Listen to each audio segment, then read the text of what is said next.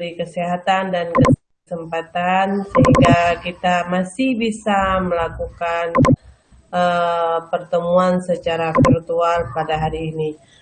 Baik Bapak Ibu, pada hari ini kita akan melanjutkan kembali presentasi dari Bapak Ibu yang ingin mempresentasikan dan yang bersedia untuk mempresentasikan.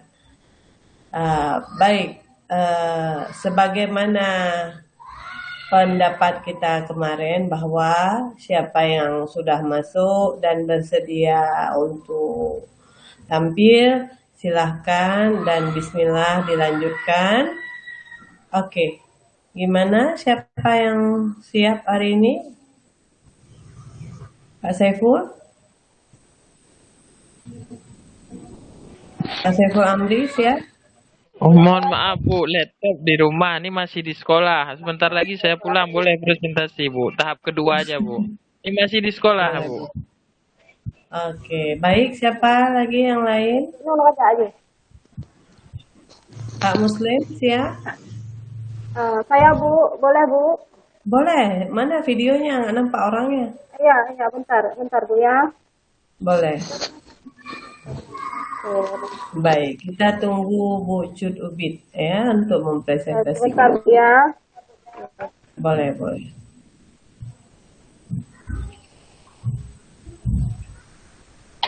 Jadi siap.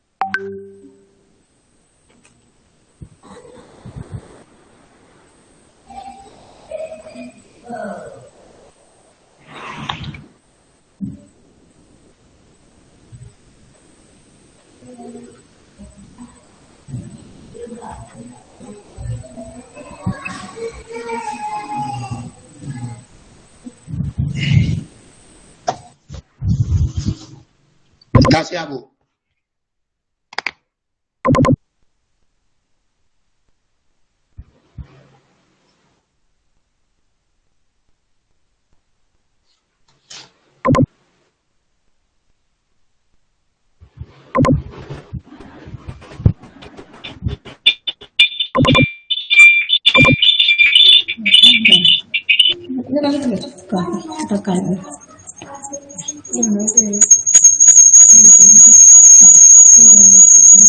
Assalamualaikum warahmatullahi wabarakatuh. Waalaikumsalam warahmatullahi wabarakatuh. Terima kasih saya ucapkan kepada Ibu yang telah memberikan waktu kepada saya untuk mempresentasi makalah saya hari ini, yaitu yang berjudul Perencanaan Strategi Pendidikan Islam, yaitu dengan konsep strategi perencanaan pembelajaran dalam perspektif Islam.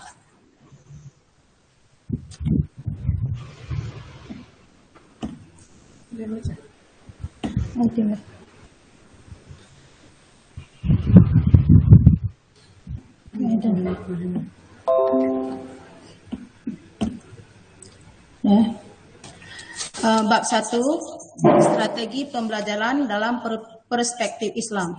Strategi pembelajaran dapat diartikan sebagai langkah-langkah yang terencana dan bermakna luas dan mendalam serta berdampak jauh ke depan dalam menggerakkan seseorang agar dengan kemampuan dan kemauannya sendiri dapat melakukan kegiatan yang berhubungan dengan belajar. Strategi pembelajaran dimaknai sebagai upaya seorang guru untuk menggerakkan peserta didik agar mau melakukan aktivitas belajar. Hanya saja, strategi pembelajaran bukanlah kegiatan yang sederhana. Setiap langkah dalam pembelajaran disertai penggerakan segala kemampuan untuk mencapai tujuan pembelajaran. Menurut Abu Dinata, secara esensial strategi pendidikan Islam basisnya paling tidak terdiri dari 3 unsur pokok, yakni pendidikan peserta didik, dan tujuan pendidikan. Ketiga unsur ini akan membentuk suatu triangle. Jika hilang salah satu komponen tersebut, maka hilanglah hakikat dari pendidikan Islam. Oleh karena dalam memberikan pendidikan dari guru kepada murid atau dari pendidik kepada peserta didik, memerlukan sebuah materi untuk mencapai tujuan. Maka menurut penulis, materi juga merupakan komponen inti dalam pendidikan Islam.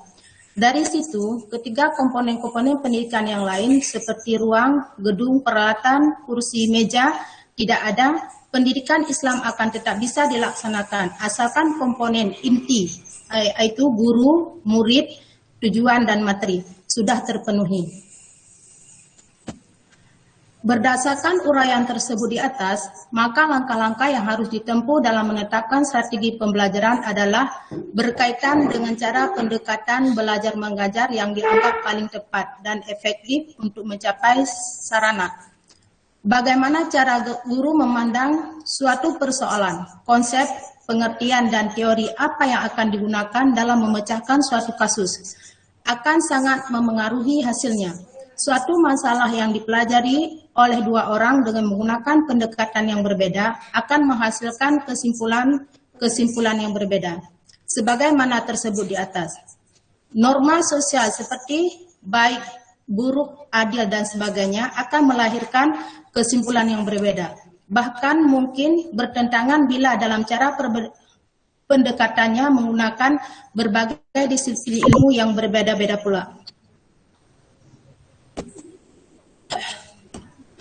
Bab yang kedua, konsep strategi pembelajaran dalam perspektif Barat. Menurut J.R. David, strategi merupakan sebuah cara atau sebuah metode dalam dunia pendidikan. Strategi diartikan sebagai a plan, method of series of activity designed of achieve the virtual education goal. Jadi, dengan demikian, strategi pembelajaran dapat diartikan sebagai perencanaan yang berisi tentang rangkaian kegiatan yang didesain untuk mencapai tujuan pendidikan tertentu. Secara umum, strategi mempunyai pengertian sebagai suatu garis besar haluan dalam bertindak untuk mencapai sarana yang telah ditentukan. Tujuan diadakan strategi menurut Suharsini Arikunto adalah agar setiap unsur pendidikan dapat bekerja tertib sehingga tercapai tujuan pengajaran secara efektif dan efisien. Sebagai indikator dari sebuah pembelajaran yang tertib adalah setiap anak terus bekerja, tidak macet, artinya tidak ada anak yang berhenti karena tidak tahu akan tugas yang diberikan padanya. Setiap anak harus melakukan pekerjaan tanpa membuang waktu. Artinya, tiap anak akan bekerja secepatnya agar lekas menyelesaikan tugas yang diberikan kepadanya.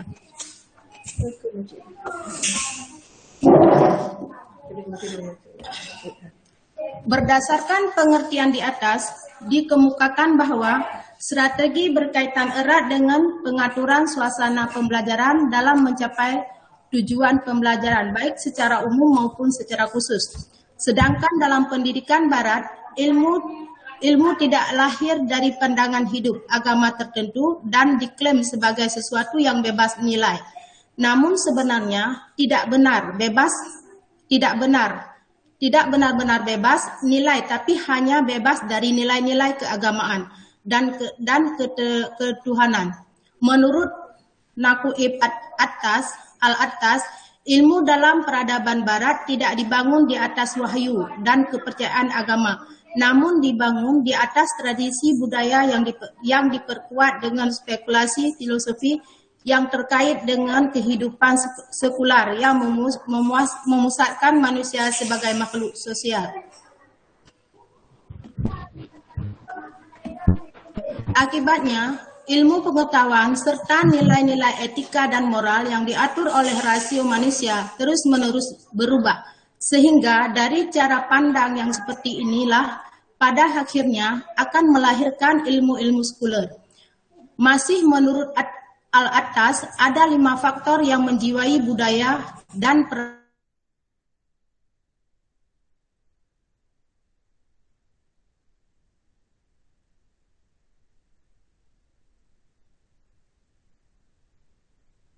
peradaban Barat. Aspek eksistensi yang berproyeksikan pandangan hidup sekuler. 4. Menggunakan doktrin humanisme. Dan kelima, menjadikan drama dan strategi sebagai unsur-unsur yang dominan dalam fitrah dan eksistensi kemanusiaan. Kelima faktor ini amat berpengaruh dalam pola pikir para ilmuwan Barat sehingga membentuk pola pendidikan yang ada di Barat. Ilmu yang dikembangkan dalam pendidikan Barat dibentuk dari acuan pemikiran filsafah mereka yang dituangkan dalam pemikiran yang bercirikan materialisme, idealisme, strukturalisme, dan rasionalisme. Pemikiran ini mempengaruhi konsep penafsiran dan makna ilmu itu sendiri. Rand Smith misalnya, tokoh filsafat Barat asal Prancis ini menjadikan rasio sebagai kriteria satu-satunya dalam mengukur kebenaran. Dari pembahasan di atas dapat dikatakan pendidikan Barat memang benar sekuler, materialisme, idealisme, dan rasionalisme. Hal ini sesuai dengan pendapat Al-Attas yang telah dibahas di atas. Bab yang ketiga, aspek yang termasuk dalam dasar-dasar pokok pendidikan Islam. Dalam konteks strategi pembelajaran yang jauh ke depan dan berorientasi pada kondisi umum, pendidikan Islam di Indonesia, Abudin Nata memandang bahwa pendidikan dewasa ini berada dalam kondisi yang sangat memprihatinkan. Untuk itu, ia menawarkan bahwa tindakan yang perlu diambil ialah dengan memformat kurikulum pendidikan Islam dengan format yang lebih integralistis dan bersifat universal. Abudin Nata menjabarkan aspek yang termasuk dalam dasar-dasar pokok pendidikan Islam, yaitu 1. Keutuhan sumuliah. Pendidikan Islam haruslah bersifat utuh, artinya memperhatikan segala aspek manusia, badan, jiwa, akal, dan rohnya. Pendidikan dalam rangka mengembangkan sumber daya manusia ditemukan dalam Al-Quran menghadapi peserta didiknya dengan seluruh totalitas unsur-unsurnya. B. Keterpaduan kurikulum pendidikan Islam hendaknya bersifat terpadu antara komponen yang satu dengan yang lain atau integritas dengan memperhatikan hal-hal sebagai berikut. 1. Pendidikan Islam haruslah memberlakukan individu dengan memperhitungkan ciri-ciri kepribadiannya, jasad, jiwa, akal, dan rohnya, berkaitan secara organik.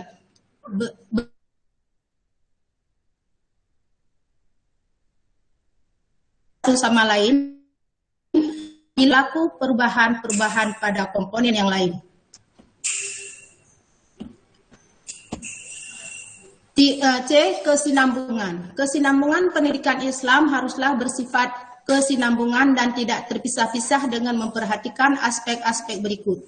1. Sistem pendidikan itu perlu memberikan peluang belajar pada setiap tingkat umur, tingkat persekolahan, dan setiap suasana. D. Keaslian pendidikan Islam haruslah orisinil, berdasarkan ajaran Islam seperti yang disimpulkan berikut ini. Pendidikan Islam harus mengambil komponen-komponen, tujuan-tujuan, materi, dan metode dalam kurikulumnya dari peninggalan Islam sendiri sebelum ia menyempurnakannya dengan unsur-unsur dari peradaban yang lain. Hanya sekian makalah saya. Mungkin masih banyak kekurangannya atau jauh dari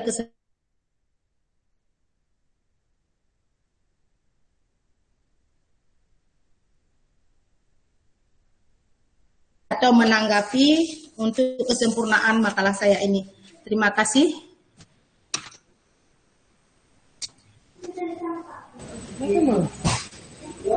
Baik, terima kasih Bu Cut Ubid yang sudah mempresentasikan dengan bagus materi makalahnya.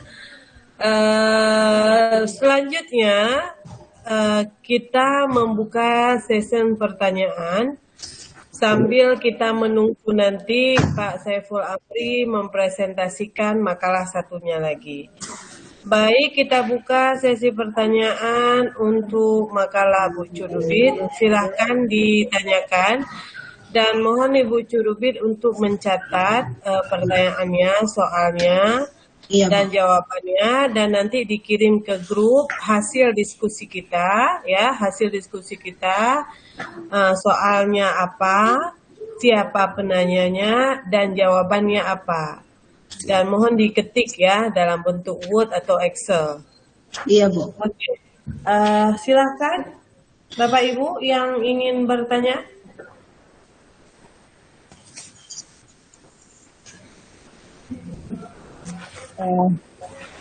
Bu. Assalamualaikum Boleh, silakan. warahmatullahi wabarakatuh. Ya, silakan langsung ke Bu Cut Ubid ya, silakan.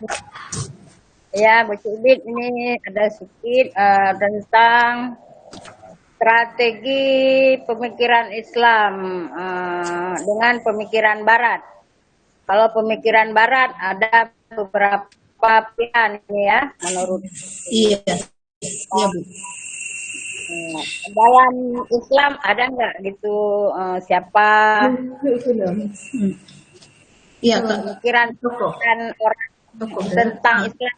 Kalau tentang Barat ada beberapa orang gitu. Berat, maksudnya tokohnya, Bu, ya? Ya, Maksudnya tokoh. ya. Pemikiran Mungkin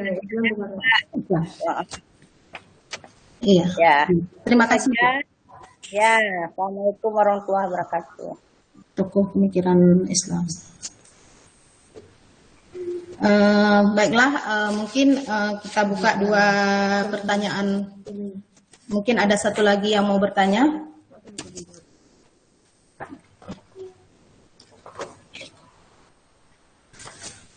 Satu lagi mungkin ada yang mau bertanya. Izin Bu, Ya, izin. boleh, Bu. Assalamualaikum warahmatullahi wabarakatuh. Jadi kita lihat di sini di kesimpulan kalau nggak salah, di sini kan disebutkan keaslian pendidikan Islam haruslah orisinil berdasarkan ajaran Islam, ya Iya. kan? Tapi bagaimana dengan kenyataan sekarang ini? Kita lihat sudah banyak unsur-unsur lain kan di sini kan berdasarkan ajaran Islam yang disebutkan pendidikan Islam harus mengambil komponen-komponen tujuan materi dan lain sebagainya. Tetapi kita melihat sekarang di madrasah, di pelajaran SKI, sepertinya kan kita tahu sejarah Islam. Islam pertama masuk kan ke Aceh, Samudra Pasir. Iya. Begitu Bu kalau nggak salah. Tapi kita lihat sekarang di materi-materi yang ada di pendidikan dasar ya, khususnya berhubung saya juga mengajar di dasar, maksudnya di MI, kita melihat sudah sedikit sekali menyinggung sejarah Islam tentang masuknya ajaran agama Islam ke Nusantara. Nah, yang ingin saya tanyakan, bagaimana pendapat Ibu dengan hal tersebut? Sedangkan kita tahu pada dasarnya kita ingin pendidikan Islam ini haruslah orisinil seperti yang Ibu sebutkan di makalah Ibu. Nah, hanya itu yang ingin saya sampaikan, yang ingin saya tanyakan. Saya ingin sedikit penjelasan dari Ibu. Sekian, Assalamualaikum warahmatullahi wabarakatuh. Terima kasih. Baiklah, saya akan coba menjawab pertanyaan yang kedua dulu ya. Mungkin yang pertama sambil saya ini saya coba ya. Mungkin nanti yang kurang jelas mungkin akan diluruskan oleh Ibu kita. Adi, pertanyaan tadi bahwa keaslian pemikiran Islam harus orisinil ya, Bu. Menurut kenapa sekarang banyak sudah masalah sejarah itu tidak diambil dari sejarah seperti masuknya Islam ke Indonesia pertama itu kan di Pasir maksudnya Ibu ya. Jadi mengapa tidak diangkat itu maksudnya. Begitu Bu ya? Iya. Jadi sudah kurang. Iya, maksudnya gini Bu, mungkin ini bisa kita lihat dari kurangnya penulis-penulis dari kita yang dari Aceh Bu. Itu khususnya karena sejarah itu kalau tidak ada orang yang mengorbit lama-kelamaan sejarah itu akan tenggelam, Bu. Makanya di zaman sejarah dan perbedaan antara zaman sejarah dan zaman prasejarah, kalau di zaman sejarah itu sudah ramai orang yang mau menulis, sedangkan di zaman prasejarah orang tidak ada yang mau menulis sehingga sejarah itu terlupakan. Begitu juga dengan sejarah yang ada di daerah kita. Misalnya tentang masuknya pertama Islam ke Aceh ya, Bu ya. Jadi itu kita tahu bahwa sama-sama bahwa Islam pertama kali yaitu berada di Aceh, yaitu di daerah Samudra Pasir, Bu ya. Jadi sementara sejarah itu tidak diangkat di dalam buku-buku pembelajaran untuk anak-anak SD. Jadi sehingga sejarah itu terlupakan begitu saja. Itulah menurut saya itu karena yang pertama buku yang diterbitkan mungkin yang menulis buku itu bukan orang kita, yaitu rata-rata dari Jawa. Kita hanya membeli buku yang sudah dicetak dan siap diorbitkan dan malah sudah khususkan kita harus menggunakan buku yang misalnya Erlangga seperti itu, Bu. Jadi yang menulis buku itu otomatis bukan orang kita di sini, yaitu yang menulis buku itu orang-orang yang ada di Jakarta atau yang ada di luar daerah Aceh. Mungkin itu yang dapat saya jawab atau tanggapi tentang pertanyaan Ibu. Mungkin yang kurang boleh ada mungkin kawan-kawan kita yang mau menambah, kami persilakan.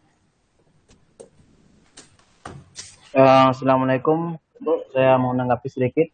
Iya, boleh Pak. Terima kasih Pak. Assalamualaikum warahmatullahi wabarakatuh. Waalaikumsalam. Menanggapi tadi tentang sejarah ya, tentang sejarah Islam yang ada di Aceh.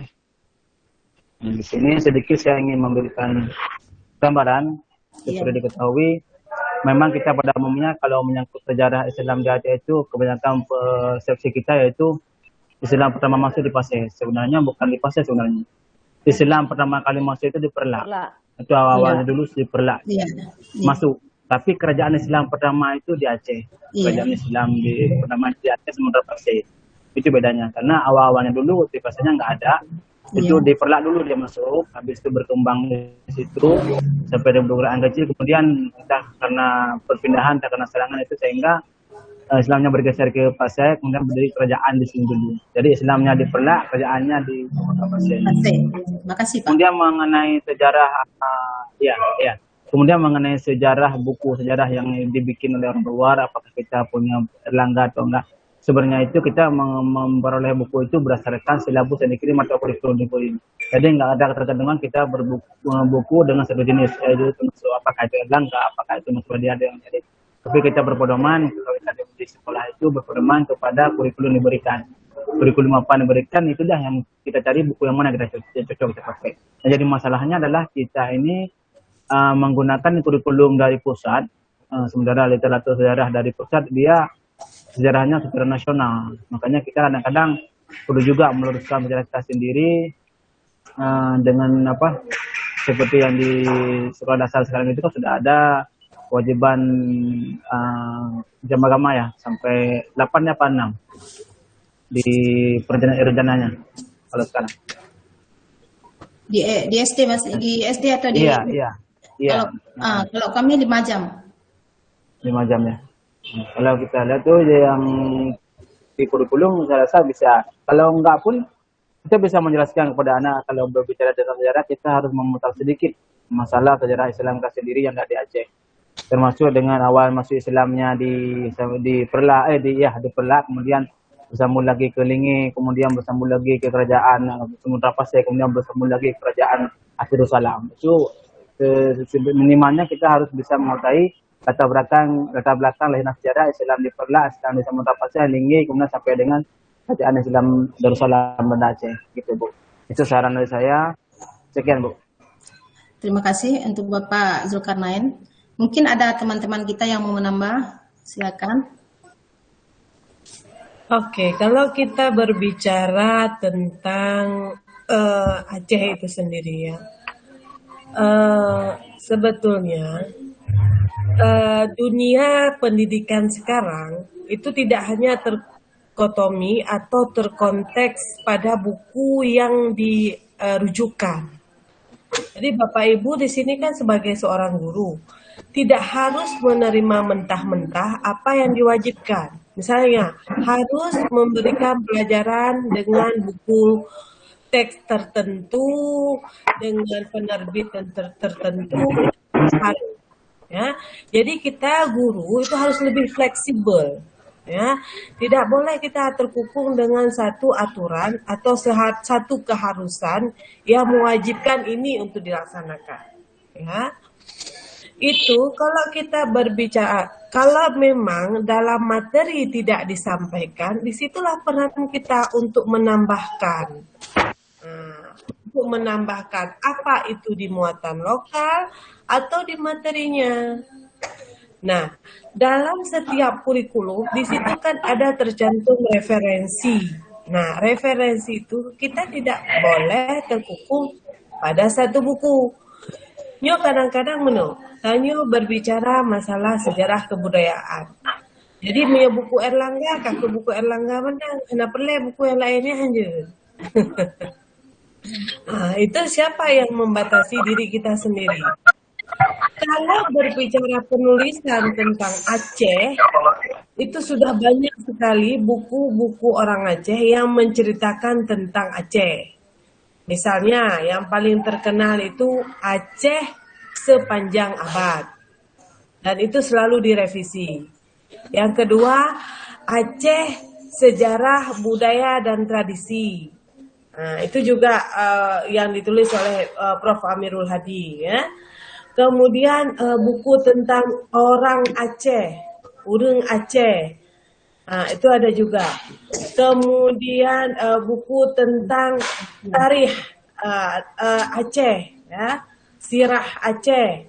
Kemudian ada buku Gerakan Aceh Merdeka. Kemudian yang terbaru lagi adalah buku Aceh yang ditulis pada tahun 2020, Aceh 2020. Nah, itu Aceh 2021. Nah, jadi kemudian Aceh tentang siapa tuh ya? Apa tuh namanya? Kohler ya. Nah, itu sejarah bagaimana pertumbuhan darah tentang Aceh. Kemudian peranan Aceh. Kemudian peranan Aceh dalam pembangunan. Jadi sebetulnya para penulis-penulis Aceh terus digiatkan dan terus untuk menulis tentang Aceh itu sendiri. Cuma kadang-kadang tidak diimplementasikan, tidak dijadikan rujukan pada madrasah-madrasah atau sekolah-sekolah. Jadi, kalau saya ingin katakan, Bapak Ibu jangan pernah terkungkung pada satu buku, satu kitab, sampai habis materi kitab-kitab itu aja. Karena kenapa? Media sekarang sangat vulgar, sudah terbuka bebas. Bapak Ibu bisa mendownload secara bebas, tanpa harus membeli gitu. Ya, jadi begitu kita melihat tentang sejarah apapun itu materinya, itu sangat mudah kita dapatkan di Google, di YouTube, di di semua aplikasi-aplikasi yang berkaitan dengan sekolah.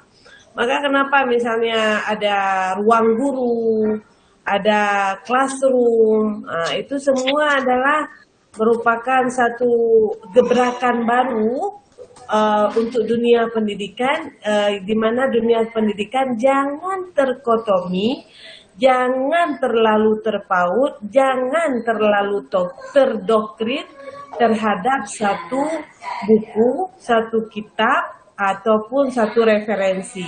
Artinya gini, kita sebagai ilmuwan, sebagai guru, pendidik, harus banyak referensi yang kita terima. Dengan banyaknya referensi yang kita terima, maka itu memudahkan kita untuk memberikan materi kepada peserta didik.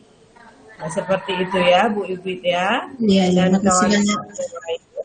Terima kasih banyak. Silakan Ibu dijawab yang pertanyaan yang pertama ya, kalau tidak salah. Ya, terima kasih kepada Ibu yang telah banyak memberi pencerahan kepada kita. Baiklah, selanjutnya saya akan mencoba menjawab tentang yaitu pertanyaan nomor 1. Ya, mungkin pertanyaan tadi yaitu tokoh-tokoh Islam ya, pemikir Islam maksudnya Bu ya. Kalau menurut saya ada juga Bu, cuma mungkin itulah kekurangan di makalah saya tidak menyebutkan nama tokohnya. Yaitu seperti yang pertama yaitu Kiai Ahmad Dahlan, kemudian Ahmad Sukarti, yaitu yang itu mempercepat kemerdekaan. Kemudian Ahmad Hasan yaitu tentang rukun kajian Islam. Kemudian Kiai Haji Asy'ari yang mengajar tradisi pesantren. Saya rasa masih banyak juga tokoh-tokoh yang lain yang mungkin saya itu tidak saya sebutkan di dalam makalah saya, seperti Jamaluddin Al-Hani, Kasiul Amin, masih banyak tokoh-tokoh kita juga yang tentang pemikiran-pemikiran Islam. Mungkin hanya itu yang dapat saya sebutkan. Mungkin masih banyak yang lain. Mungkin ada teman-teman kita yang mau menambahnya. Kami persilakan.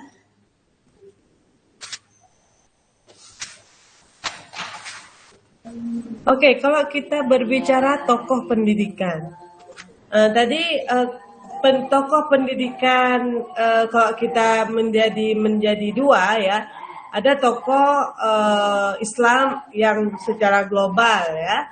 Ada diantaranya adalah yang sering familiar kita dengar ya, tokoh-tokoh Islam seperti ada 12 lah, kok saya katakan 12, 13 atau 10 lah tokoh pendidikan, yaitu seperti Ibnu Khaldun, Al-Ghazali, Muhammad Abdullah, Hasan Al-Banna, Ikhwan Asy-Syafa, Muhammad Zakir, Al-Ghazali, kemudian Ibnu Battutah, kemudian ada lagi buku Az-Zarnuzi ya.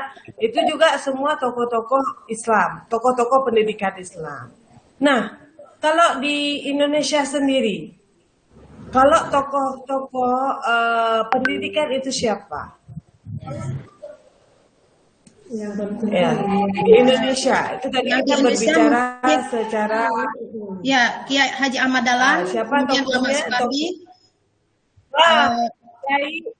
Kiai Ahmad Dahlan itu tokoh pendidikan yang memang backgroundnya adalah Islam ya. Nah, jadi kita tidak mengkotumi ini tokoh pendidikan Islam, tidak. Kita mengatakan bahwa ini adalah tokoh pendidikan yang ada di Indonesia. Di Indonesia, ya. Jadi ada beberapa tokoh pendidik, bukan pendidik Islam ya. Ada beberapa tokoh pendidik yang memang latar belakangnya adalah Islam. Kalau tokoh Aceh sendiri itu dikenal adalah Hasbi As-Siddiqi. Dan Bapak Ibu kalau memang tinggal di Losmawe tahu itu di mana Wisma Hasbi As-Siddiqi atau perpustakaannya Hasbi As-Siddiqi. Nah, itu adalah merupakan tokoh dari Aceh itu sendiri tentang pendidikan. Kalau perempuan, mungkin kalau perempuan dianggap sebagai tokoh pendidikan di Indonesia itu siapa Bapak Ibu tokoh perempuan yang dianggap sebagai pelopor pendidikan atau pejuang daripada emansipasi wanita? Ibu Kartini, aspirasi wanita. Ya, kenapa dia dianggap sebagai tokoh pendidikan Indonesia? Karena dia menulis hanya sebuah surat yang dia tulis, habis gelap terbitlah terang. Nah, itu hasil karya beliau. Tapi kalau saya melihat, kalau kita mau membaca sosok perempuan Aceh sendiri, yang jauh lebih hebat dari R.A. Kartini, seperti Laskar Sri Safiatuddin. Yang urinang. Tapi apa kehebatan dia? Bukan hanya memberikan pendidikan, tapi menjadi panglima di medan perang, panglima di laut, sebagai laskar dari seorang wanita. Jadi Ibu Cudubit bisa masukkan di situ nanti sebagai revisi tokoh-tokoh pendidikan. Enggak usah Ibu kotomi, enggak usah Ibu persempit dengan kata-kata Islam. Jadi langsung tokoh-tokoh pendidikan versi Barat dan versi Islam, itu tokoh dari luar negeri misalnya seperti Al-Ghazali, Az-Zarnuji dan sebagainya yang tadi saya katakan, Ibnu Khaldun. Kemudian Ibu bikin lagi slide satu lagi adalah tokoh pendidikan Indonesia. Itu banyak sekali. Ada Kiai Ahmad Dahlan, Kiai Haji Agus Salim, kemudian ada Hasbi As-Siddiqi, kemudian yang dari Padang, siapa yang dari Padang? Hamka. Siapa? Ada yang tahu siapa tokoh yang dari Padang? Haji Agus Salim. Asuna Said itu dari Padang. Iya. Haji Agus Salim juga Padang. Iya, Haji Agus Salim juga Padang. Nah, mereka itu adalah tokoh-tokoh besar Indonesia yang memang menaungi pendidikan, ya. Jadi kalau kita melihat tokoh-tokoh Indonesia itu sendiri, itu memang rata-rata backgroundnya adalah Islam. Mereka adalah agama Islam, gitu kan. Nah, jadi tokoh-tokoh ini merupakan inspirasi untuk Indonesia yang menjadi sumber pembaharuan pada saat kemerdekaan. Ya. Kemudian kalau dan satu lagi, Ibu bisa menambahkan tokoh pendidikan perempuan. Ya. Kalau kita melihat di Indonesia dielu dan diagungkan R.A. Kartini sebagai tokoh pendidikan perempuan, sehingga dia ada hari khusus, ya. Itu sebetulnya diskriminasi. Kenapa hanya R.A. Kartini yang diberi hari khusus? Dengan hari khusus sebagai pahlawan perempuan, ya, emansipasi. Ya, kalau kita berbicara hari sekarang umat Islam memang dirugikan, ya. Ada 2 hari sudah digeser, 1 Muharram digeser, 1 12 Rabiul Awal digeser. Jadi memang ya itu keputusannya sama pemerintah lah. Mudah-mudahan ada hari-hari Islam lain yang tidak digeser, amin. Baik, ya, jadi Bu Cudubit nanti ditambah nama-nama tokoh pendidikan versi Islam, versi Indonesia, dan versi perempuannya. Siapa tokohnya? Oke, Bu Cudubit, pertanyaan ke habis ya pertanyaannya? Sudah 2, Bu. Habis? Iya. Sudah 2. Nah, nanti Ibu revisikan dan Ibu tulis jawabannya dan dikirim ke grup supaya kawan-kawan bisa lihat dan bisa baca hasilnya. Baik, siapa lagi yang mau mempresentasikan? Termasuk itu Bu Cudubit, ya, buku. Ya, buku tentang Aceh itu banyak. Buku Aceh bersimbah darah, ada Aceh sepanjang abad, Aceh Helsinki, Aceh Gerakan Merdeka, Aceh 2020, kemudian apa lagi, ya, Tarikh Aceh. Itu banyak buku-buku tentang Aceh. Nanti Ibu bisa lihat di Google dan Ibu search apa-apa saja buku-buku yang khusus, ya, khusus membicarakan tentang Aceh. Oh ya, satu lagi, Kerajaan di Aceh. Itu ada bukunya itu. Ya. Kerajaan di Aceh itu ada bukunya. Jadi kalau bisa kan Ibu nggak usah dalam bentuk tulisan, Ibu foto aja. Ini buku-bukunya. Jadi kan kita lebih menarik ketika lihat covernya daripada tulisannya. Iya, Bu. ya kan? Jadi kapan sempat Bapak Ibu baca silahkan. Nah, atau linknya, nih link buku-buku tentang Aceh. Jadi ada oh ini tentang Aceh. Boleh linknya, boleh PDF-nya, boleh apa aja lah Bu, yang bisa menambah wawasan kita tentang Aceh. Seperti yang saya sebutkan tadi itulah, ada kerajaan Aceh, Aceh kerajaan Aceh. Jadi itu memang ada bukunya, Aceh Bersimbah Darah, Aceh Helsinki, Aceh Sepanjang Abad, Tarikh Aceh pokoknya gitu ya. Ya. Baik, itu ditambahkan dan di-share ke grup, baik linknya ataupun covernya. Ya. Oke, terima kasih Bu Cut Ubid yang sudah mempresentasikan masalahnya. Baik, selanjutnya kita tampilkan Pak Saiful Amri. Silakan Pak Saiful Amri mempresentasikannya. Ya Bu.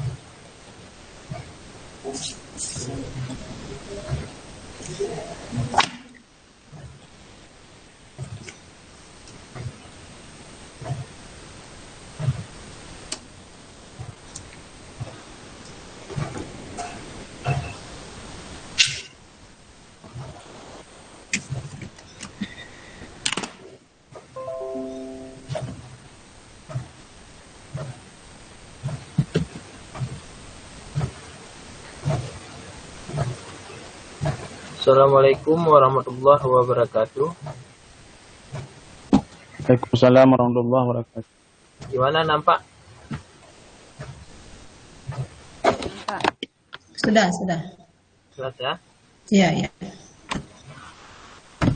Alhamdulillah Rabbil Alamin. Wassalatu wassalamu ala asrafil anbiya'i wal mursalin wa ala alihi wa sahbihi ajma'in. Yang saya hormati Ibu Maya Safitri sebagai pembimbing kita di mata kuliah PSDI. Hari ini saya ingin mempresentasikan makalah yang berjudul Mengetahui dan mengimplementasikan pengelolaan kelas dalam pelaksanaan pembelajaran pendidikan Islam.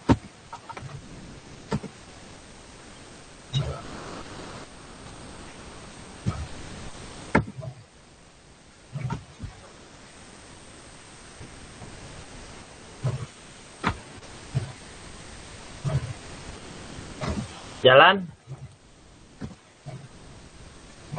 Ada jalan? Ya Pak, jalan. Tidak, masih Belum. di covernya. Masih judulnya. Ini jalan. Iya, udah. Ya, itu udah. Ya, udah. Pertama, pengelolaan kelas. Pengertian pengelolaan kelas menurut Wulan Adiarti dalam jurnalnya Pendidikan Inklusi, Strategi Pengelolaan Kelas yang Inklusi, mengatakan bahwa pengelolaan kelas adalah dapat dikatakan sebagai upaya guru menciptakan iklim kegiatan belajar mengajar dalam kelas yang kondusif dan tercipta hubungan interpersonal yang baik antara guru dan siswa dan organisasi di luar kelas, baik itu orang tua maupun komunitas warga sekolah lainnya. Menurut Saifuddin, dalam bukunya yang berjudul Pengelolaan Pembelajaran Teoritis dan Praktis, mendefinisikan pengelolaan kelas adalah keterampilan guru untuk menciptakan dan memelihara kondisi belajar yang optimal dan mengembalikannya bila terjadi gangguan proses dalam belajar mengajar. Berdasarkan teori di atas, dapat disimpulkan bahwa pengelolaan kelas adalah usaha sadar yang dilakukan guru di suatu ruangan kelas untuk menciptakan dan mempertahankan kondisi kelas dengan adanya interaksi guru dan peserta didik demi tercapainya suatu proses pembelajaran yang menyenangkan dan memotivasi peserta didik untuk selalu ikut terlibat dan berperan serta dalam proses pendidikan di sekolah. Kegiatan mengelola kelas dimaksudkan sebagai proses menciptakan dan mempertahankan suasana kelas agar kegiatan belajar mengajar dapat berlangsung secara efektif dan efisien, seperti melalui pemberian ganjaran dengan segera. Pengembangan hubungan yang baik antara guru dan siswa serta pengembangan aturan permainan dalam kegiatan kelompok. Selanjutnya, prinsip-prinsip pengelolaan kelas. Prinsip-prinsip pengelolaan kelas yang dikembangkan oleh Jamarah terdiri dari hangat dan antusias, tantangan, bervariasi, keluasan, penekanan hal yang positif, penanaman kedisiplinan. Selanjutnya, tujuan pengelolaan kelas. Menurut Jamarah dan Aswan Zen, tujuan pengelolaan kelas dibagi menjadi dua, yaitu tujuan untuk anak didik. Yang pertama, mendorong anak didik untuk mengembangkan rasa tanggung jawab terhadap tingkah laku dan kebutuhan untuk mengontrol diri sendiri. Yang kedua, membantu anak didik untuk mengetahui tingkah laku yang sesuai dengan tata tertib kelas dan memahami bahwa teguran guru merupakan suatu peringatan dan bukan kemarahan. Yang ketiga, membangkitkan rasa tanggung jawab untuk melibatkan diri dalam tugas maupun dalam kegiatan yang diadakan. Yang kedua, tujuan untuk guru untuk mengembangkan pemahaman dalam penyajian pelajaran dengan pembukaan yang lancar dan kecepatan yang tepat untuk dapat menyadari akan kebutuhan siswa dan memiliki kemampuan dalam memberi petunjuk secara jelas kepada anak. Untuk mempelajari cara merespon tingkah laku siswa yang mengganggu secara efektif dan untuk memiliki strategi yang komprehensif yang dapat digunakan dalam hubungan dengan masalah tingkah laku siswa yang muncul dalam kelas. Itu tujuan untuk guru. Selanjutnya, hal-hal yang perlu diperhatikan dalam pengelolaan kelas. Dalam hal ini, Donald P. Kohek menyarankan agar pengelolaan kelas oleh guru memperhatikan hal-hal sebagai berikut. Yang pertama, ciptakan ruang kelas yang multidimensional dan juga buatlah rancangan proses pembelajaran yang menggambarkan keragaman kemampuan belajar tersebut. Pembelajaran yang sama, tema yang sama dilaksanakan pada kelompok yang berbeda sesuai dengan kemampuan pada setiap anak. Yang kedua, membuat rancangan waktu yang fleksibel, namun tetap dalam koridor satuan waktu yang ditetapkan oleh kurikulum. Yang ketiga, mengelompokkan siswa berdasarkan basic kemampuannya.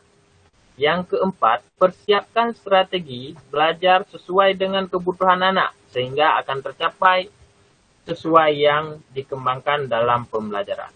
Yang kelima, menggunakan tutorial belajar bersama untuk menambah kemampuan dan pengalaman bagi anak masing-masing. Selanjutnya, faktor-faktor yang mempengaruhi pengelolaan kelas. Yang pertama, faktor guru. Faktor yang menghambat dating dari guru diantaranya tipe kepemimpinan guru yang otoriter. Itu bisa menghambat. Yang kedua, format belajar mengajar yang monoton. Yang ketiga, kepribadian guru. Terbatasnya kesempatan guru untuk memahami tingkah laku siswa dan latar belakangnya. Faktor siswa, faktor keluarga, dan faktor fasilitas.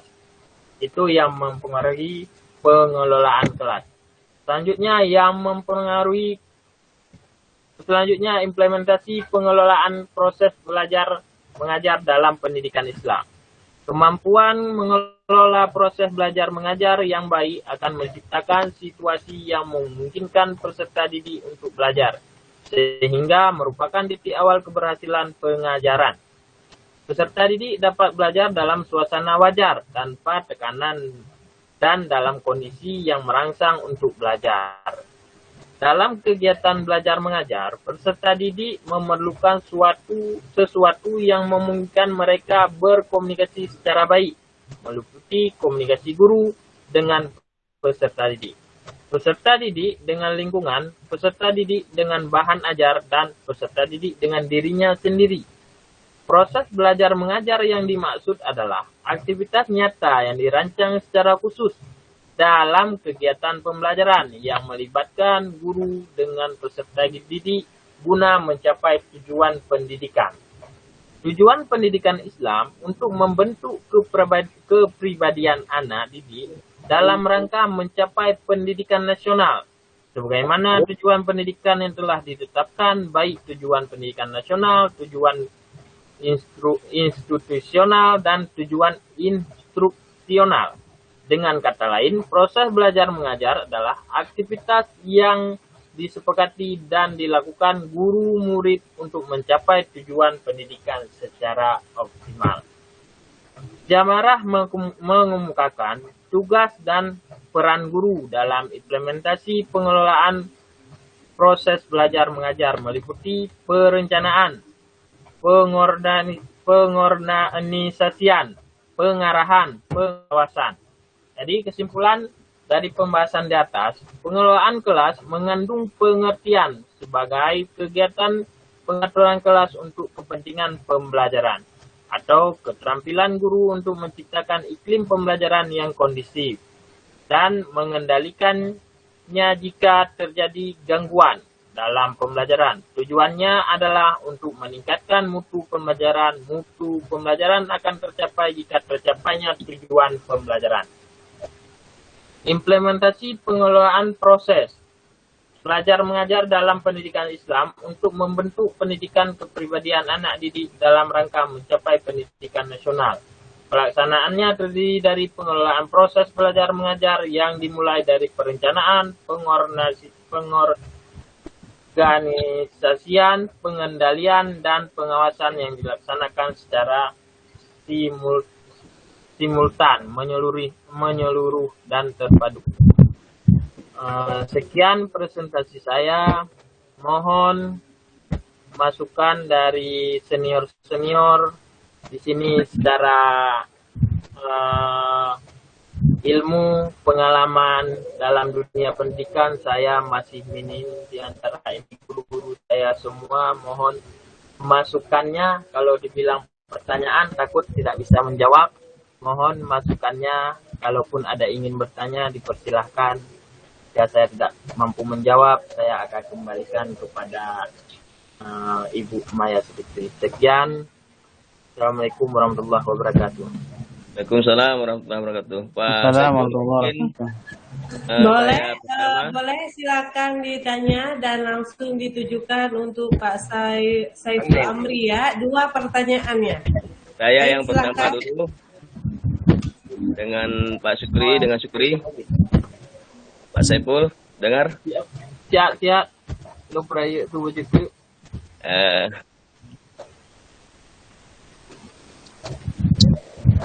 Silakan Pak Yusri. Ya, Assalamualaikum warahmatullahi wabarakatuh. Assalamualaikum warahmatullahi wabarakatuh.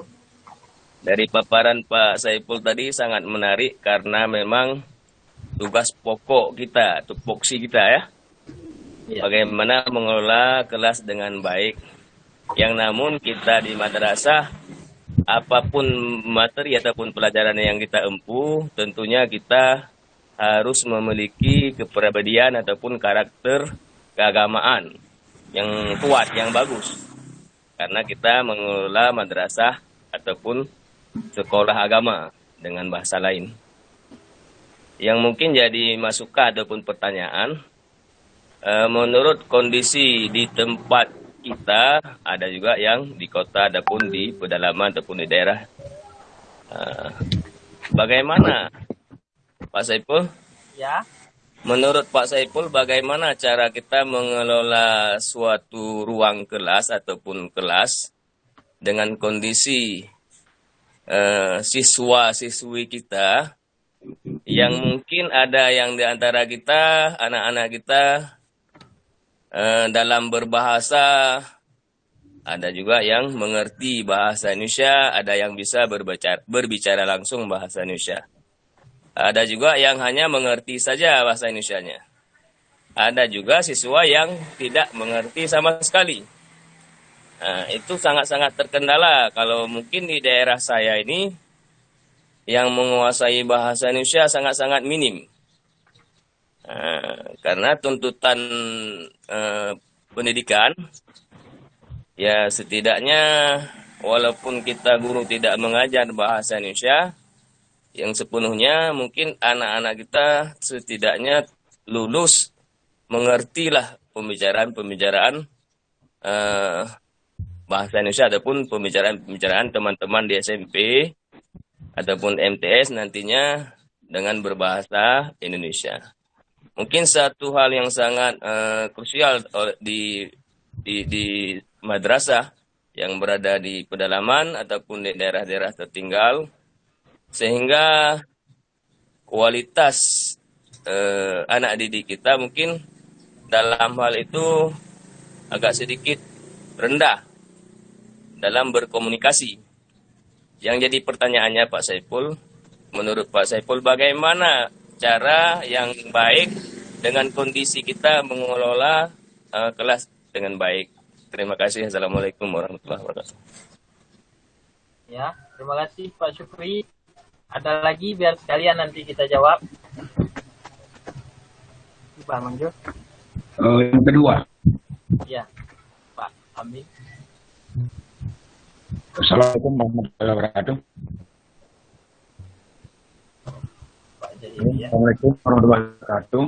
Waalaikumsalam warahmatullahi wabarakatuh. Dalam pengelolaan ini sekarang ataupun lagi benar persamaan gender. Kira-kira dalam pelajaran Islam, persamaan gender di kelas itu. Mohon maaf Pak Jahiri kurang jelas. Halo. Putus-putus Pak Jahiri. Udah lanjut ke tempat.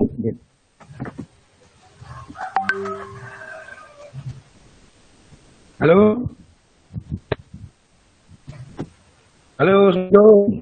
Suara Ya, Pak udah, Jahiri Pak. kayak suara robot Pak dari tadi pagi. Di mode pesawat dulu sekali Pak Dery, bagus lagi. Mode pesawat nanti putus Pak. Halo. Sudah bisa? Benar Pak Dery, tapi putus-putus. Mungkin naik satu tingkat lagi. Ini. Refresh bentar. Udah, ya ini udah mungkin bagus, lanjut.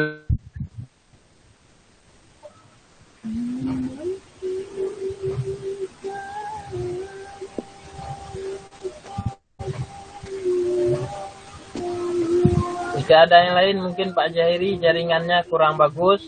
Boleh yang lain?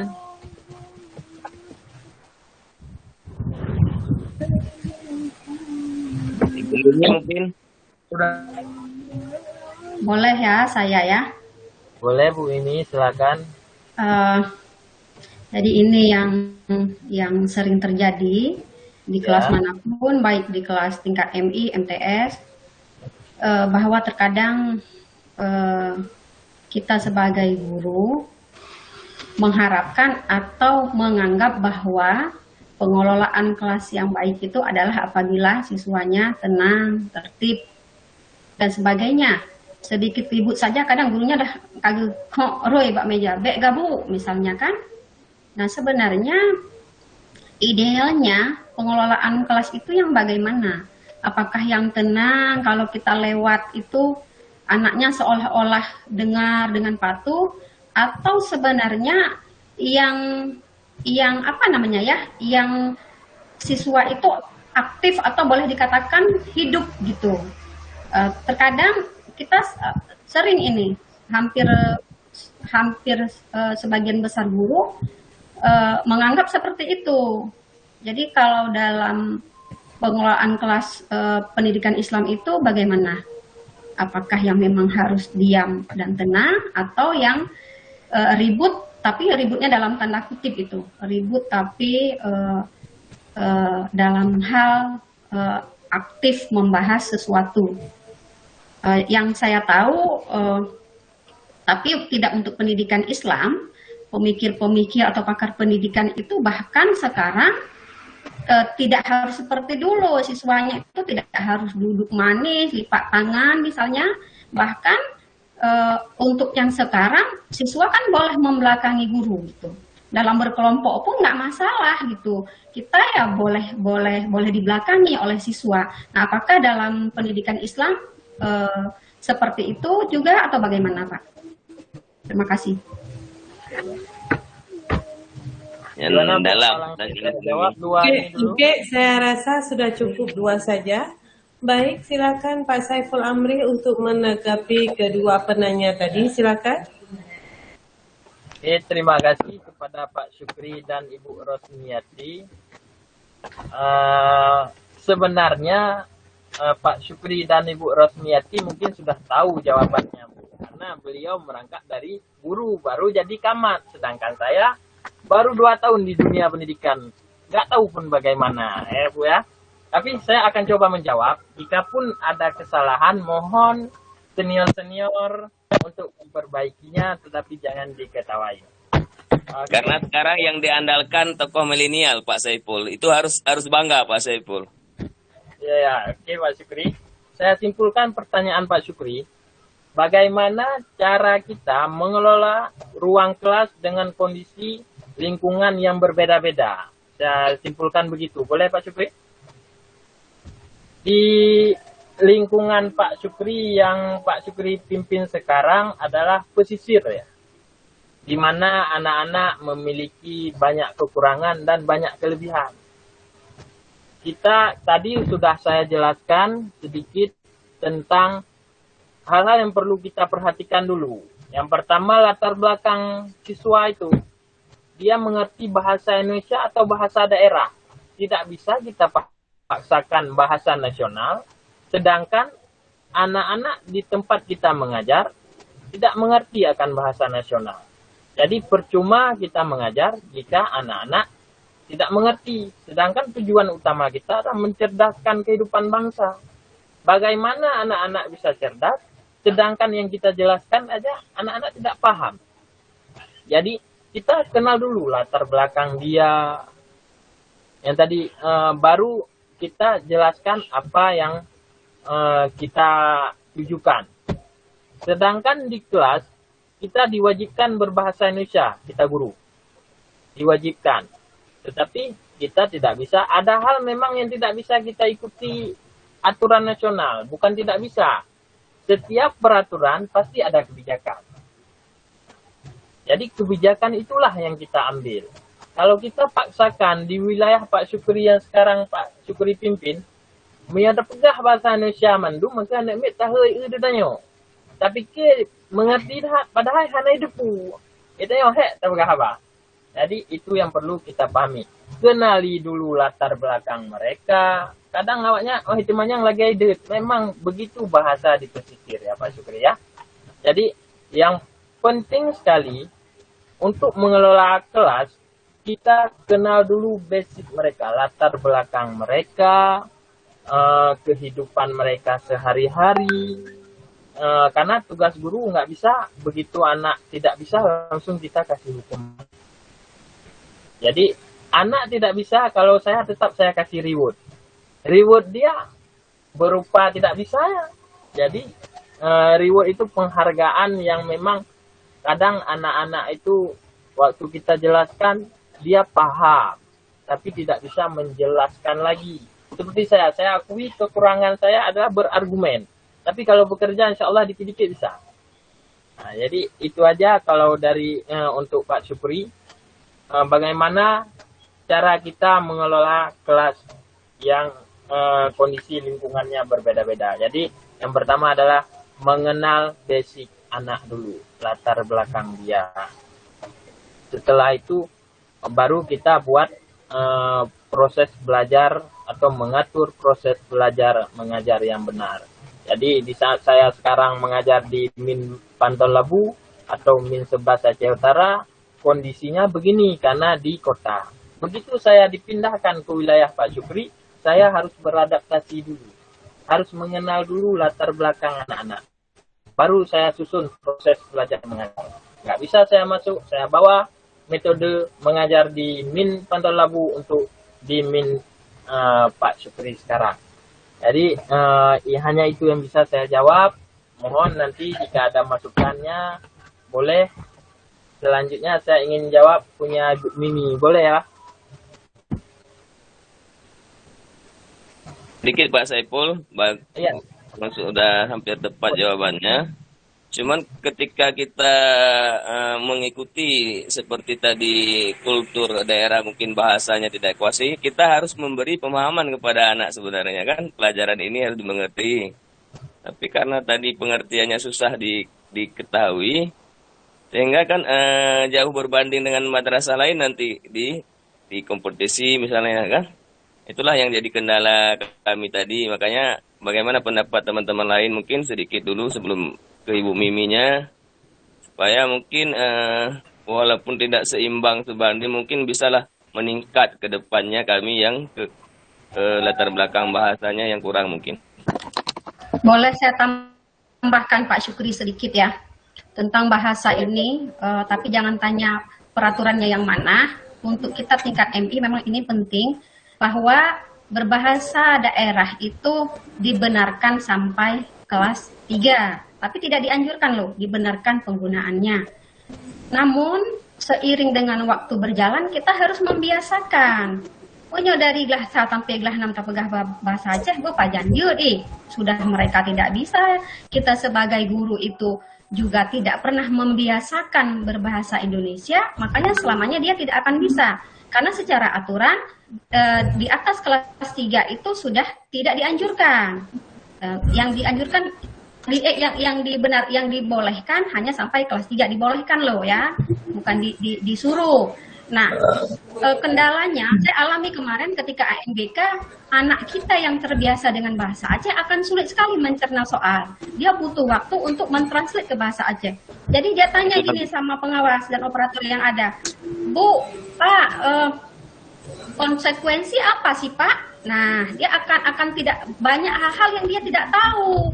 Apalagi misalnya istilah-istilah seperti implementasi dan sebagainya. Kata-kata umum saja mereka akan kesulitan. Jadi apapun ceritanya, kita sebagai guru itu memang wajib berbahasa Indonesia di dalam kelas. Boleh mencampur loh, bukan harus 100% bahasa Aceh. Nah, kalau seperti ini sampai SMP pun dia nggak akan bisa, SMA juga dia tidak akan bisa. Kasihan loh kalau nanti ketika dia SMP atau seterusnya dia ke ruang lingkup yang berbeda, dia keluar dari zona aman dia kan akan kesulitan gitu dalam berkomunikasi. Jadi pada intinya kita sebagai guru juga punya peran turut andil gitu terhadap ketidakbisaan anak dalam bahasa Indonesia ini, karena kita juga punya kebiasaan yang misalnya anak anjir bahasa Indonesia, kita pun salah bolong dengan bahasa Aceh yang akhirnya anak itu tidak akan pernah bisa gitu. Itu dari saya. Terima kasih. Oke, ya itu sebuah penambahan ya. Jadi itu PR baru bagi Pak Saiful Amri, di mana memang secara perben diatur ya dalam kebijakan pemerintah Permendikbud terutama ya, ada nomor 37 tahun 2020, Permendikbud 37 pada tahun 2018, Permendikbud tahun 2016 nomor 24, kemudian Permendikbud tentang kurikulum 2013 tahun 2019. Nah, itu permen tersebut dan dalam undang-undang tentang sistem pendidikan nasional juga disebut bahwa memang dalam lingkup pendidikan itu wajib menggunakan bahasa sebagai landasan utama ya, sebagai pijakan utama dalam proses penyampaian pembelajaran. Pak Saiful nanti ditambah ya, apa aturan yang mengaitkan keharusan dalam proses pembelajaran menggunakan bahasa Indonesia. Nah, itu satu. Yang kedua, memang secara masyarakat miris. Secara masyarakat nih, ya. Tadi kita dalam konteks pendidikan dan aturan itu jelas. Jadi tinggal Pak Saiful cari aturan yang saya katakan tadi dan disisipkan apa isinya yang memang mewajibkan kita sebagai pendidik harus dan wajib, intinya di dalam penggunaannya kita campur seperti Bu Mini katakan, dicampur dengan bahasa daerah menurut daerah masing-masing. Ya, tapi memang mirisnya kita sendiri nanti anak-anak Aceh kalau bisa di rumah tuh dibiasakan bahasa Aceh. Saya sangat disayangkan jika bahasa Aceh itu hilang dengan generasi milenial sekarang. Jadi lebih diberdayakan pada proses komunikasi keseharian. Ya, baik. Ya, Pak Saiful ya, ditambah aturan yang mewajibkan, ya, aturan yang mewajibkan dari segi kurikulum dan Permendikbud serta peraturan pemerintah yang mewajibkan tentang kewajiban yang dilaksanakan dalam proses pembelajaran dengan memang menggunakan bahasa Indonesia. Baik, baik. Ya, Pak Amin, sehat? Alhamdulillah, Bu. Oke, Pak Amin mau menambahkan atau mau menanyakan? Saya mungkin menambahkan, Bu. Assalamualaikum warahmatullahi wabarakatuh. Waalaikumsalam. Terkait dengan bahasa pengantar guru dalam menyampaikan materi ajar kepada siswa, ini memang kalau menurut saya mungkin agak agak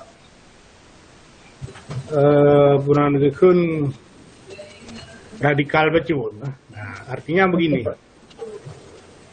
Ini terutama di sekolah atau di SLTP dan SLTA. Ini kan sudah ada pelajaran mata bidang studi, bukan lagi guru kelas. Ketika menyampaikan bahasa guru bahasa, apakah itu bahasa Arab, bahasa Inggris, bahasa Indonesia, seyogianya itu dalam penyampaian materi itu dilakukan dalam bahasa yang diajarkan yang seharusnya, kalau menurut saya. Kenapa? Untuk membiasakan anak-anak supaya mereka bisa berbicara. Contoh misalnya guru ketika mengajar bahasa Arab, seyogianya itu bahasa Arab itu disampaikan, pembelajarannya disampaikan dalam bahasa Arab. Kemudian dicampur-campur dengan bahasa Indonesia. Ini yang anehnya, guru mengajar bahasa Arab, tapi waktu kita belajar bahasa Aceh. Guru mengajar bahasa Inggris, waktu kita belajar bahasa Aceh. Jadi ini nggak nyambung kalau menurut saya. Sekiannya, kalau guru mengajar bahasa Inggris, yang ngomongnya bahasa Inggris. Nah, campur-campur tak masalah, yang penting 50-50 lah, 50% bahasa yang sedang diajarkan, mungkin karena daya serap dan daya tangkap anak-anak itu berbeda-beda. Mungkin di antara anak ada 30 dalam kelas, 10 orang itu mereka mampu menyerap atau mencerna bahasa yang disampaikan oleh guru. Mungkin yang 20 orang lagi tidak mampu atau kurangnya, ini disampaikan dalam bahasa Indonesia. Nyokan bahasa Inggris mengajar, kita diterangkan pelajaran bahasa Aceh. Ini yang kita temukan di lapangan seperti ini. Yang seharusnya itu bukan seperti itu.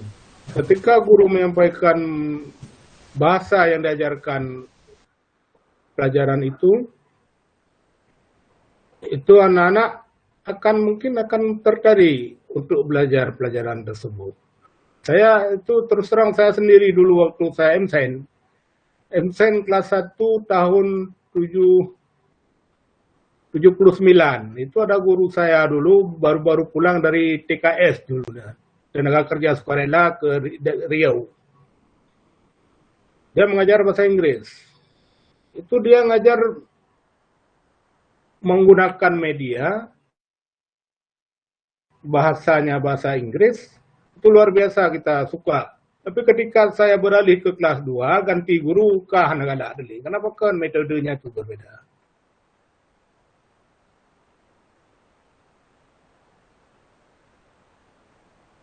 Ini mungkin waktu kecil, mungkin demikian yang dirasakan oleh anak-anak kita saat ini. Apalagi zaman sekarang ini yang banyak dipengaruhi oleh lingkungan dengan media-media yang tidak terbatas, sehingga mereka kurang untuk daya minat untuk belajar. Mungkin demikian dari saya. Terima kasih. Assalamualaikum. Oke, terima kasih Pak Muhammad Amin. Silakan dijawab pertanyaan kedua.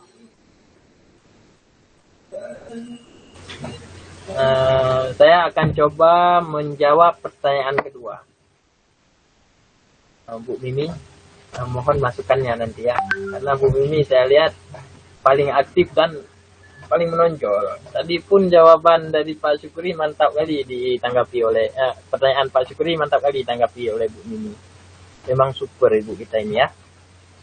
Oke, soalnya saya rangkum bagaimana yang dikatakan pengelolaan kelas yang benar dalam pendidikan Islam, Bu Mimi. Baru ke Bu Mimi.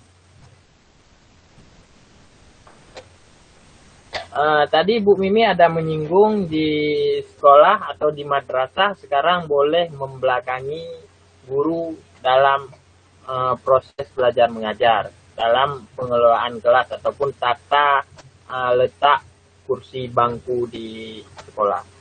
Tidak boleh, apakah anak-anak dilarang berekspresi ataupun apakah yang dikatakan yang benar dalam pendidikan Islam anak-anak duduk diam manis.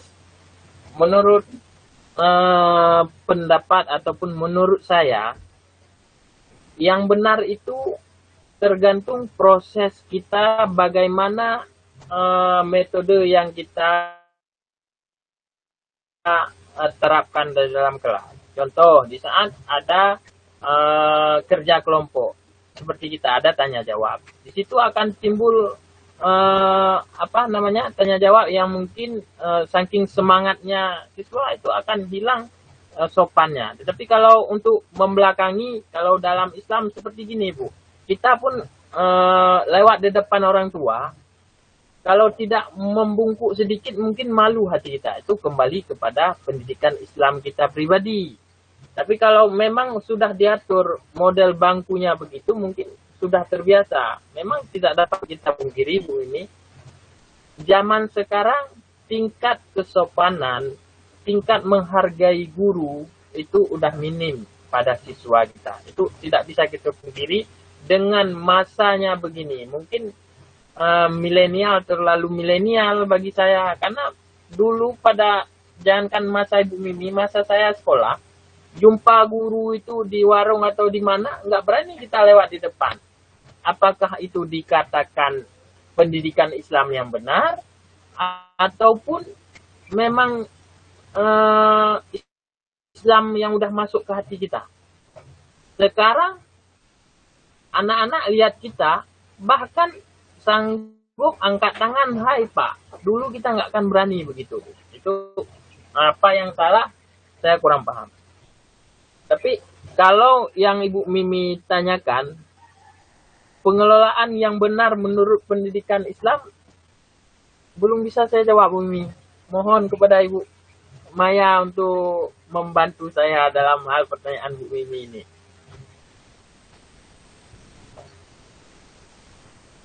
Mungkin saya bisa memberi sedikit jawaban dari Bu Mimi, Pak Saiful. Oke, terima kasih Pak Syukri. Mungkin kalau menurut kita selaku pendidikan Islam tadi, tentunya yang dikedepankan Pak Saiful karakter dulu.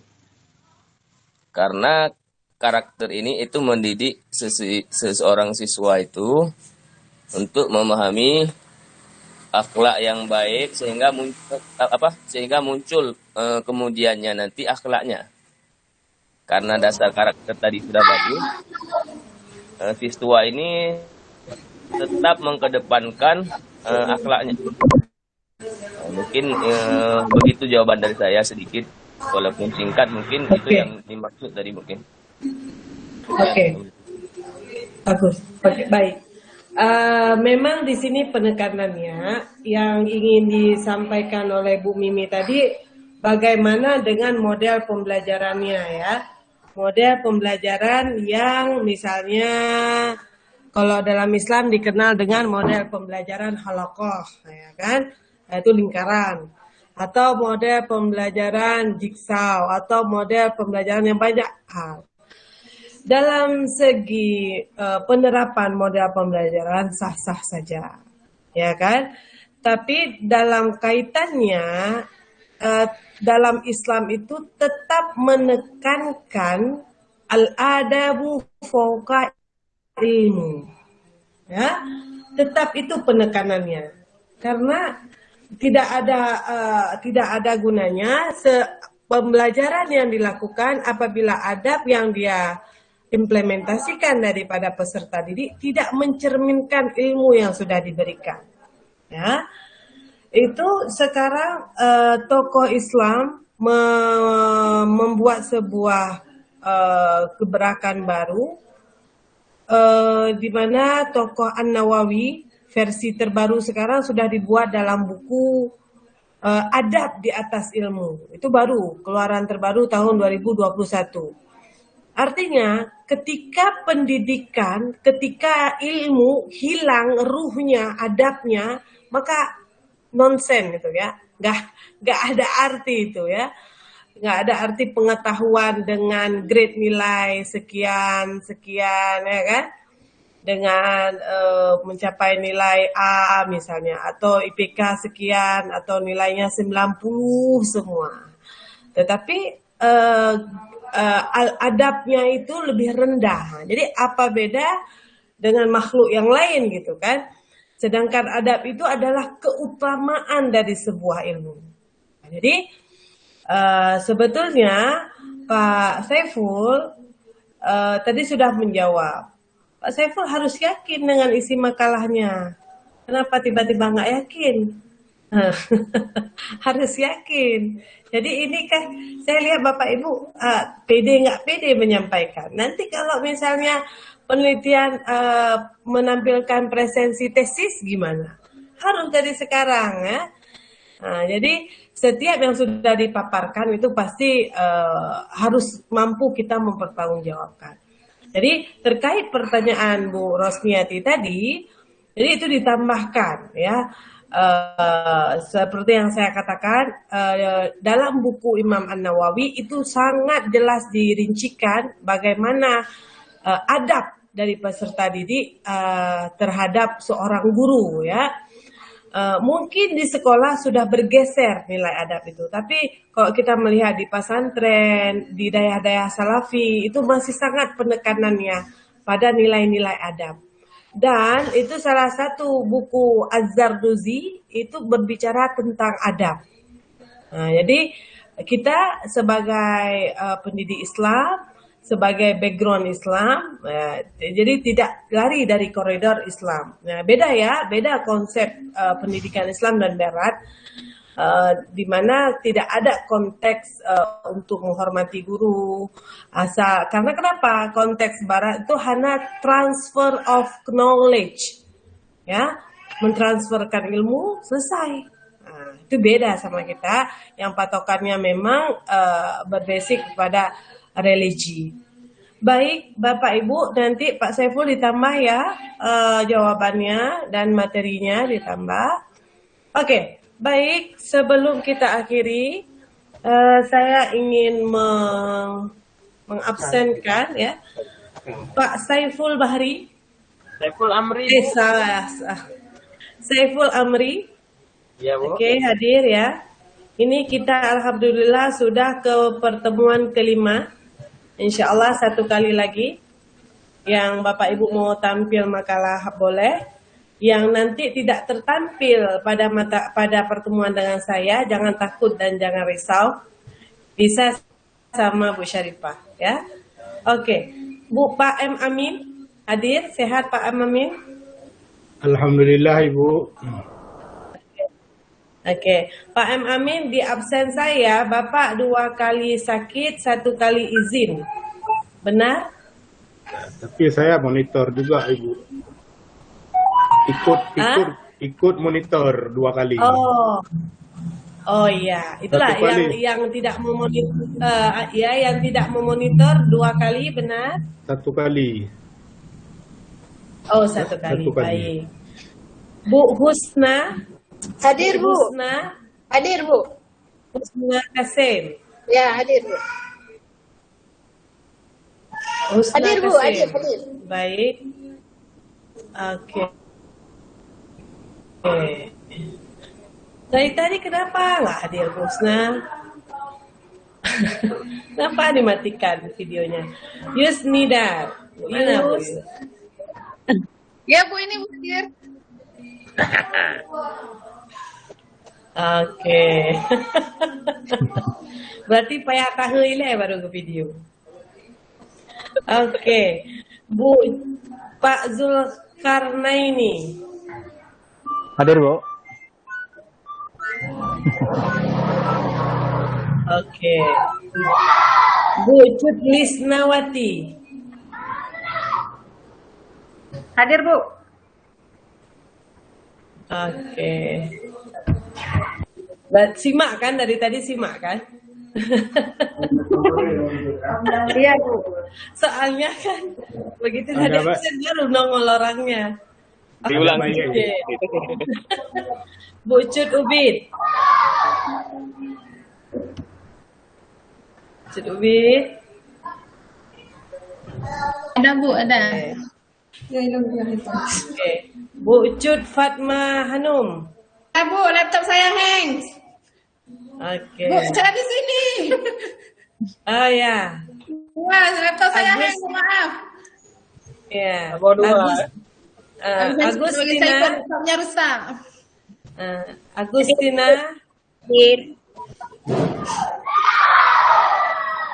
Oke. M Yusuf, Pak M Hadir, Bu. Yusuf. Hadir, Bu. Hadir. Oke. Pak Muslim. Hadir, Bu. Ah, ini. Oke, Pak Muslim pertama hadir beliau. Bu Nurul Aini. Hadir. Oke. Hadir.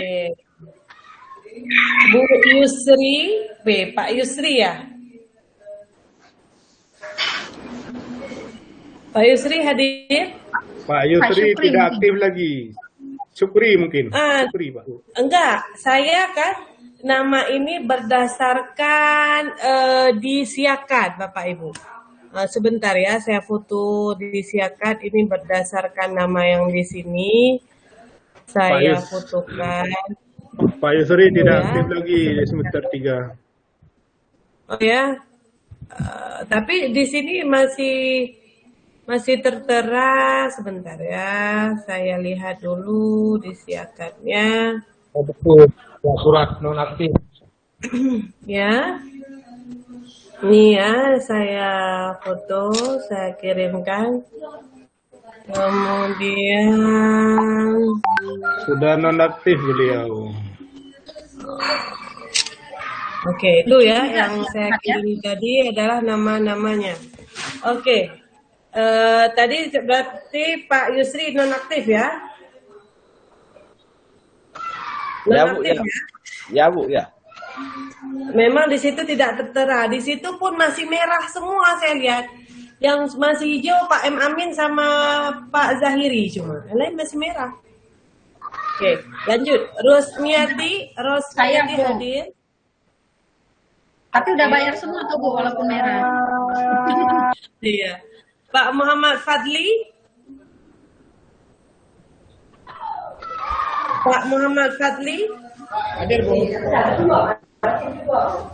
Pak Muhammad Fadli. Oke. Bu Yusniati. Hadir, Bu. Oke.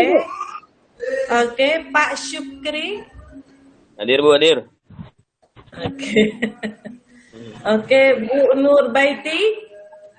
Hadir, Bu. Oke. Hadir. Pak Zahiri. Hadir. Mana?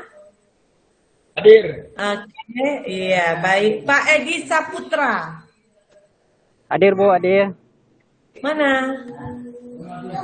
Itu foto orangnya. Ini, Bu, ini. Oh, teman-teman. Hadir, Bu, hadir. Kok jarang saya lihat wajahnya ini ya, Pak Edi ya? Ya, Bu, menantu rumah langsung dengar, Bu. Nyangkunya. Jadi kan sederhana dulu wajahnya. Bicara oleh Pak Edi. Oke, yang sudah tampil makalah nanti mohon dikoreksi kalau saya lupa. Pak Saiful Amri, Bu Husna, Bu Yusnida, Bu Cut Ubid, Bu Rusmiati. M Yusuf sudah, Bu. Astagfirullahaladzim. Ya, Pak M Yusuf satu lagi. Ada yang lain? Enggak kan? Makalah saya sudah masuk juga, Bu. Ya, maksudnya ini yang sudah mempresentasi. Ya, Bapak Ibu. Jadi kita pertemuan sama saya sekali lagi minggu depan. Jadi siapa yang mau, siapa yang sudah hadir langsung bisa mempresentasi. Jadi untuk pertemuan ke-7 nanti kita temu tatap muka setelah pertemuan dengan Bu Syarifah. Ya. Nah, jadi nanti setelah ke-6 dilanjutkan Bu Syarifah secara tatap muka dan nanti penutup terakhir pertemuan tatap muka dengan saya pada akhir pertemuan. Ya saya juga pengen lihat yang mana orangnya dan Bapak Ibu pasti pengen lihat yang mana dosennya. Kan? Pak Edi gak kenal. Ya, Insya Allah minggu depan saya presentasi. Kenal betul sama Pak Edi nanti. Boleh. Ya. Kalau sehat saya. Amin. Oke. Baik Bapak Ibu, terima kasih atas partisipasi hari ini dan kepada kedua pemakalah tolong saya mohon untuk diketik soalnya dan jawabannya serta direvisi ya. Bukan direvisi, ditambah tentang masukan yang sudah diberikan tadi. Baik, akhirul kalam saya ucapkan alhamdulillah. Assalamualaikum warahmatullahi wabarakatuh. Waalaikumsalam warahmatullahi wabarakatuh.